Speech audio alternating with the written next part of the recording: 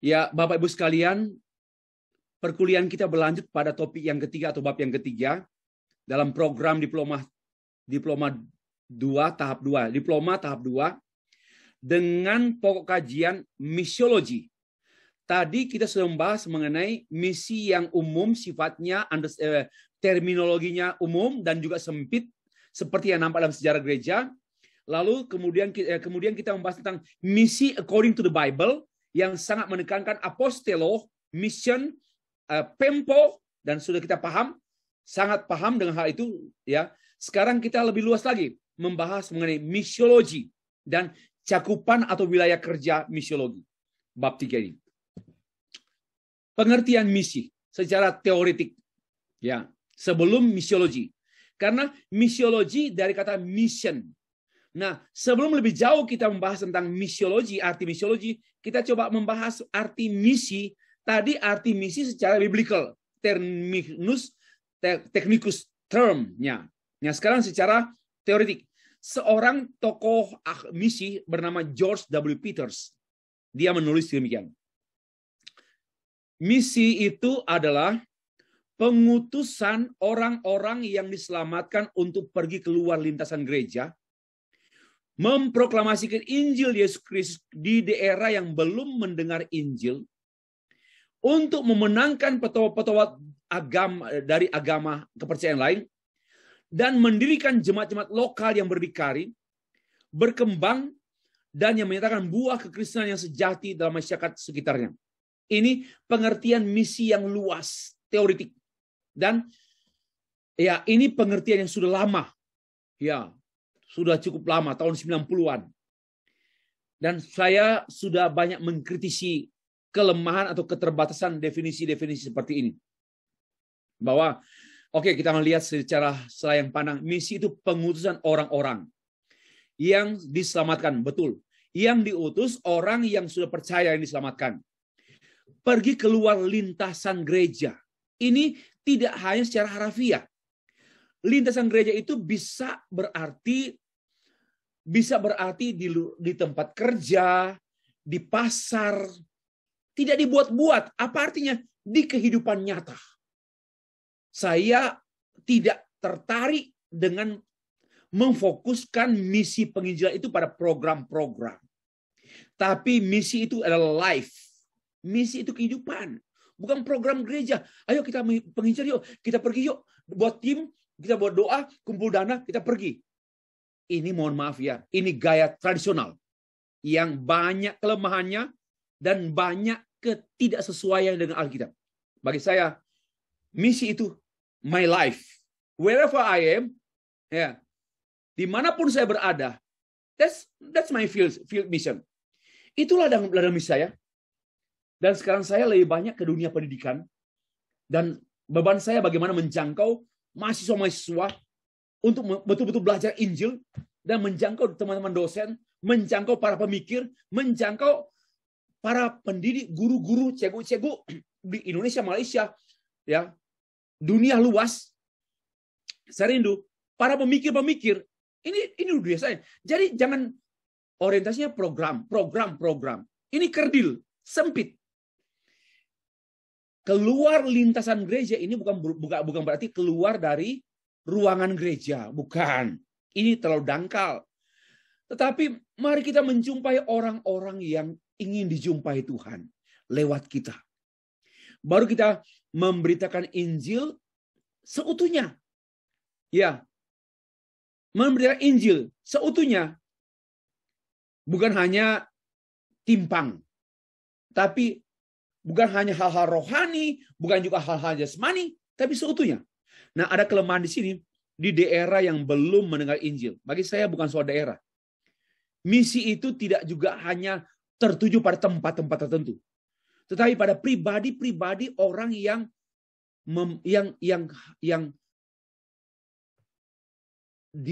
Allah, di mana Allah mengutus kita kepada mereka.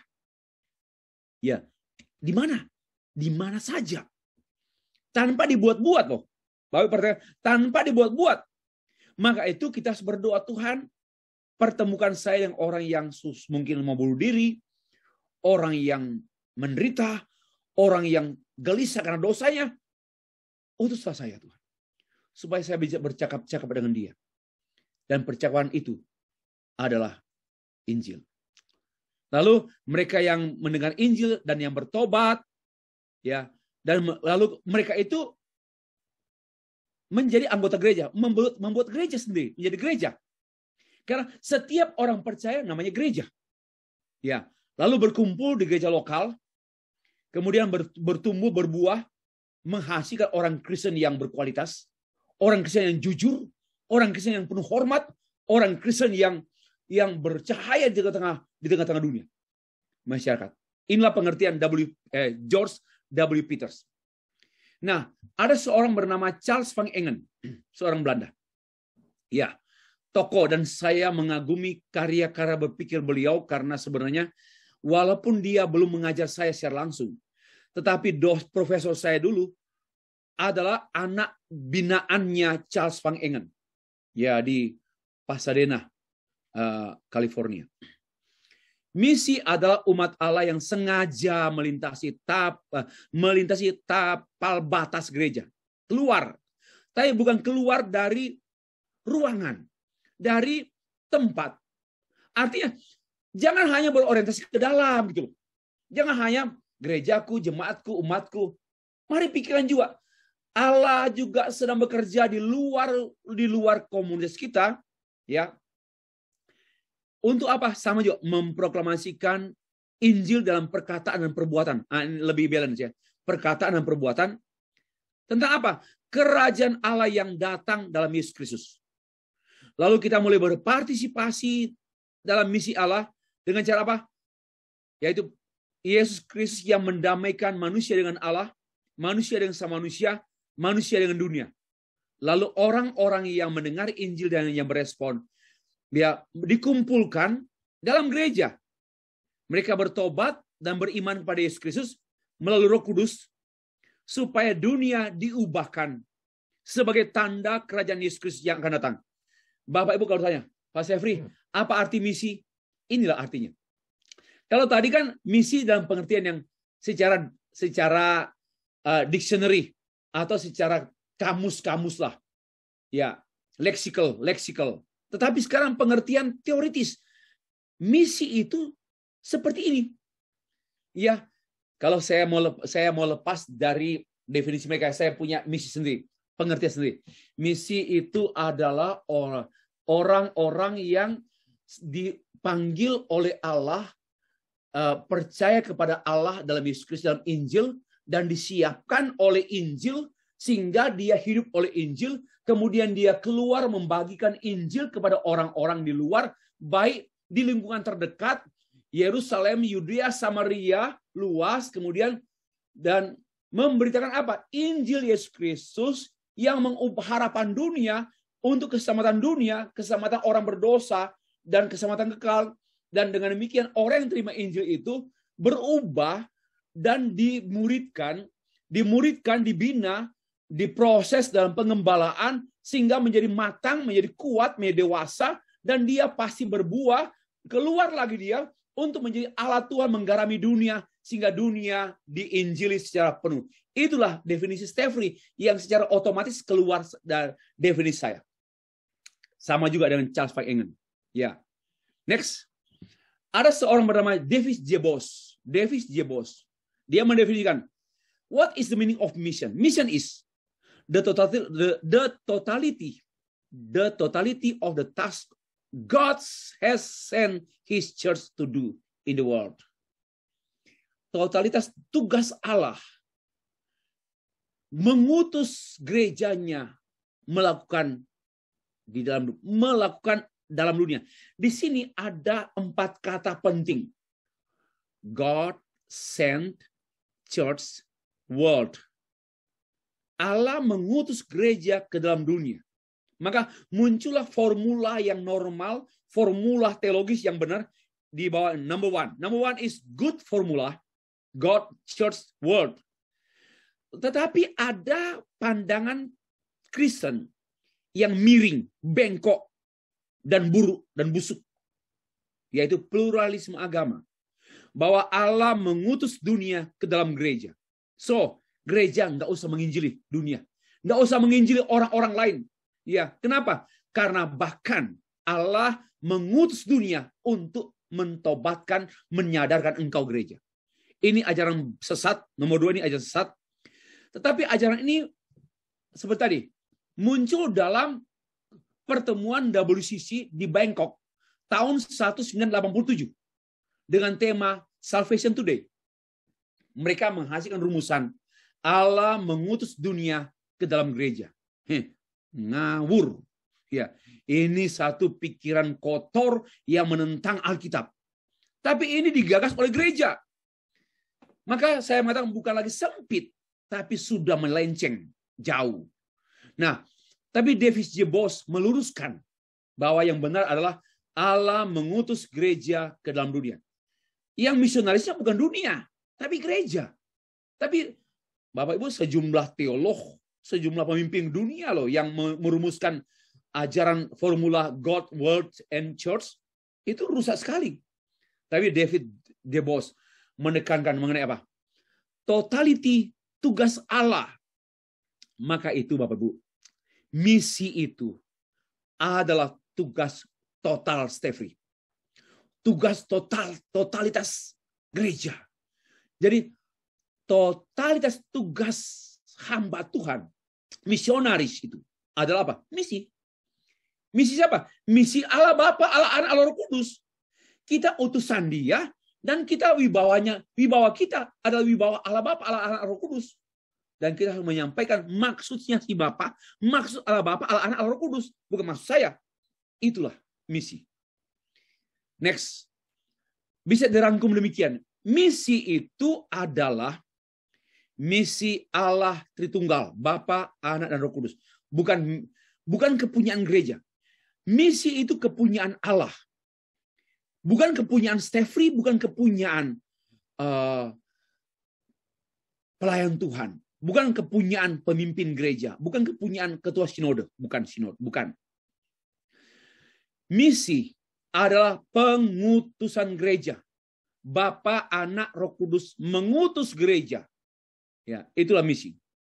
Lalu, nah ini kan merangkum. Misi itu apa? Proklamasi Injil. Jangan kita jatuh pada ekstrim-ekstrim yang lain. Hanya social action, social concern, ya hanya hal-hal yang sifatnya lahiriah. Tetapi proklamasi Injil. Nah, proklamasi ini adalah proklamasi dalam bentuk perkataan dan perbuatan. Proklamasi ini bukan hanya verbal saja, tapi proklamasi seutuhnya. Injil meresap masuk ke setiap lini kehidupan. Lewat pemberitaan, lewat kehidupan, lewat teladan, lewat contoh hidup, lewat hidup berintegritas, lewat kualitas hidup, lewat kerja bertanggung jawab, itu utuh. Jangan terpisah-pisah. Kepada siapa? Kepada dunia orang berdosa. Jadi dunia ini bukan dunia hewan, dunia teknologi, bukan dunia air, dunia ikan, unggas, dunia orang berdosa. Ya, namanya dunia ini dunia manusia. Ya. Misi adalah pertobatan orang berdosa. Ini yang harus menjadi perhatian kita. Ya. Misi adalah untuk pertobatan orang berdosa. Tapi jangan hanya nomor 5, jangan hanya nomor 4, harus seutuhnya ini. Misi adalah penanaman gereja, memulai gereja, ditanam, perintisan gereja. Betul. Tapi misi tidak hanya semata-mata perintisan gereja, tapi sempit juga. Dan seterusnya. Misi adalah pertumbuhan dan pendewasaan gereja. Betul. Tapi tidak juga semata-mata pendewasaan gereja. Nah, misi adalah pengurusan gereja. Terus, nah, ke-8 ini adalah mission. Ya, mission itu lengkap utuh. Bahkan masih ada 9, 10, 11, 12 yang belum saya tulis. Jadi misi tidak sekerdil pertumbuhan gereja. Misi tidak sesempit pengurusan gereja. Misi tidak sesempit pertobatan. Tetapi seutuhnya itulah misi. Bapak Ibu sekalian. Pengertian misiologi. Tadi sudah pengertian misi, sekarang misiologi. Misiologi adalah satu ilmu misi, science of mission. Dan kata misi dari kata missio Latin merujuk pada misi Allah, missio Dei, God's mission, mission of God.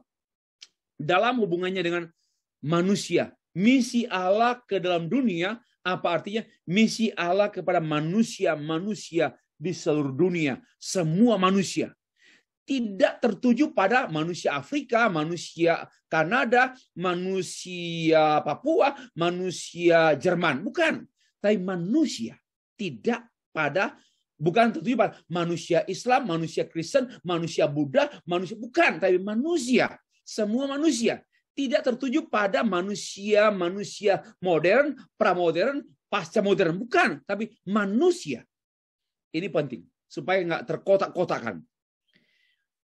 Secara khusus misiologi adalah studi mengenai hubungan redemptif penebusan, mengenai apa yang telah terjadi, what has happened, and what is happening when the church mission are the service of God's mission. Jadi berkesinambungan. Misi itu tidak pernah berhenti. Misi itu terus moving, run, terus bergerak. Ya, mengenai hubungan relationship, redemptive relationship. Hubungan penebusan. Misi itu jantungnya, intinya yaitu proklamasi Injil, proklamasi redemptif penebusan. Ya, apa yang sudah terjadi, apa yang sedang terjadi, ya, semuanya berkenaan dengan service of God's mission. Pelayanan misi Allah. Pengertian misi para ahli. Satu, Verquil, J. Verquil. Bapak Bu, dia seorang Belanda dan dia pernah datang melayani di Indonesia, Johannes Verquil. Dia mengartikan what is the meaning of missiology. Missiology is the study of salvation activities of the Father, of the Son, and the Holy Spirit throughout the world, bringing the kingdom of God into existence. Maka itu gereja-gereja Indonesia banyak mengutip dulu definisi Verquil ini, bahwa misiologi adalah studi tentang aktivitas keselamatan dari Allah Bapa, Allah Anak, dan Allah Roh Kudus melalui di seluruh dunia untuk mewujudkan kerajaan Allah dalam dunia. Membuat into existence, mewujudkan God's kingdom.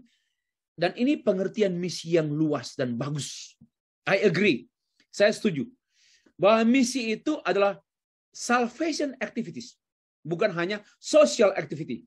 Kalau social activity, kalau hanya human activity, itu namanya UN, yaitu United Nations. Itu kemanusiaan, misi kemanusiaan. Tetapi misi gereja tidak hanya sejauh misi kemanusiaan. Walaupun misi kemanusiaan termasuk di dalamnya, hanya bukanlah misi kemanusiaan semata-mata. Melainkan misi Allah Bapa dan Roh Kudus dalam aktif keselamatan di seluruh dunia untuk apa? Mewujudkan God's kingdom di dalam dunia. Nah, untuk itu dari definisi ini maka saya menyampaikan 5 hal. Misi itu adalah disiplin ilmu, science of mission. 2, misi itu adalah the activity, God's word, pekerjaan Allah, God's works, pekerjaan Allah. Dan juga misi itu adalah penebusan, redemptive activity, karya penebusan Allah. Maka itu jangan bermisi tanpa demi penebusan orang-orang berdosa. Harus fokus pada penebusan. Dan yang keempat, misi itu di dalam dunia. Dan dunia itu adalah manusia. Manusia yang tidak terikat pada agama, suku, budaya, tempat, ruang, dan waktu.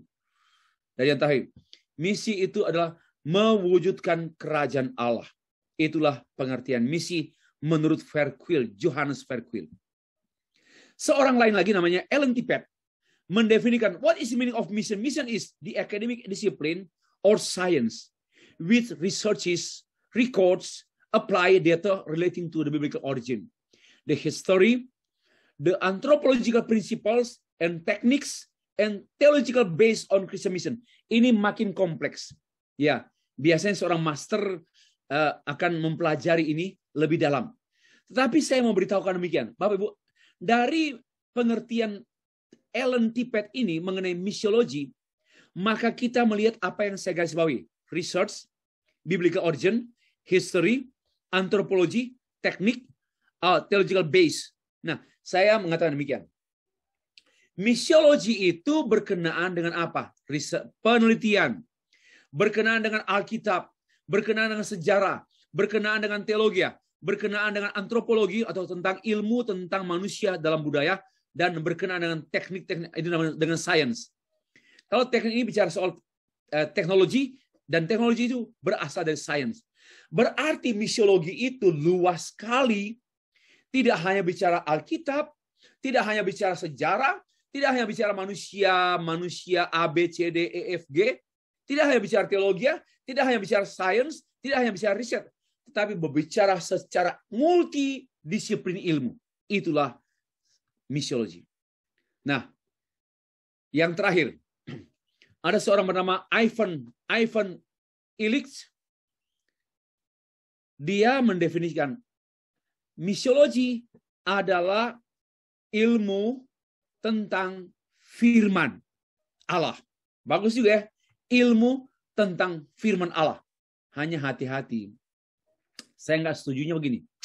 Firman Allah itu bukan ilmu. Lebih cocok ilmu tentang teks-teks Alkitab. Alkitab itu firman Allah. Nah, itu baru sesuai lah. The science about the word of God as the church in her becoming. Kalau saya ikuti ya gini. Ilmu tentang firman Allah yang oleh di mana gereja justru terwujud. Gereja menjadi gereja karena firman. Ya, benar ya. Tanpa firman nggak ada gereja. Gerejalah, firmanlah yang mewujudkan gereja. Karena itu gereja harus sesuai dengan firman dan harus untuk firman. Sama juga. Gereja itu ada karena misi. Maka itu misi harus diadakan oleh gereja. One more time. Ya. Gereja itu ada karena misi. Tidak ada gereja tanpa pemberitaan Injil. Dan tidak ada gereja tanpa Injil. Dan Injil itu harus diberitakan, disampaikan dalam penginjilan. Maka itu adanya gereja karena adanya Injil dan penginjilan. Untuk itu pula bahwa gereja mestinya ada untuk Injil dan penginjilan. Ya. Next, missiology study the growth of the church into new people and the birth of the church beyond its social boundaries, beyond the linguistic barriers within which she feels at home, beyond the images in which she taught her children. Bahwa misiologi itu studi mengenai apa? Pertumbuhan gereja ke dalam satu umat yang baru, new people, umat Allah yang baru, ya, bukan umat manusia lama. Yang lahir, di sini lahirnya gereja, birth of the church, yang melampaui batasan sosial, ya, kaya, miskin, menderita, senang, susah, masyarakat kelas A, B, C, enggak, tapi melampaui, bahkan melampaui bahasa apapun, di mana gereja itu merasa nyaman, ya, nyaman, dan di dalamnya pula anak-anak gereja diajar. Itulah yang dimaksud oleh Ivan Illich tentang misi. Nanti bahan ini Bapak Ibu akan saya berikan kepada Bapak Ibu juga supaya dipelajari sendiri. Karena kalau kita hanya belajar secara dengan cepat, tentu kita menangkapnya tidak semua. Bahkan mungkin kita juga belum berpikir lebih jauh daripada apa yang saya sampaikan. Namun nanti bahan ini akan diberikan kepada Bapak Ibu semua, Bapak Ibu mahasiswa, ya, lalu dipelajari sendiri. Ya.